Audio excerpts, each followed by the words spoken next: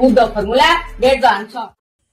ପିଲାମାନେ ଆଜି ଆମେ ଯୁଗ୍ମ ସଂଖ୍ୟା ବିଷୟରେ ଜାଣିବା। ଚାଲନ୍ତୁ ଦେଖିବା।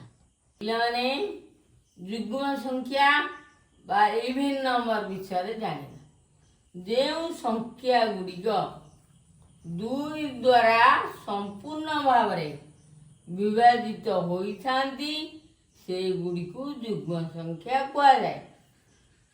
ସରଳ ଭାଷାରେ କହିଲେ ଯେଉଁ ସଂଖ୍ୟା ଗୁଡ଼ିକର ଶେଷ ଅଙ୍କ ବା ଏକ ସ୍ଥାନରେ 0, 2, 4, 6, 8 ଥାଏ। ଉଦାହରଣ 2, 4, 6, 8, 10, 12, 14, 16, 18, 20 ଇତ୍ୟାଦି। ପିଲାମାନେ ଆମେ ପରବର୍ତ୍ତୀ କ୍ଲାସରେ ଅଯୁଗ୍ମ ସଂଖ୍ୟା ବିଷୟରେ ଜାଣିବା। ଆଜି ପାଇଁ Put the formula, get the answer.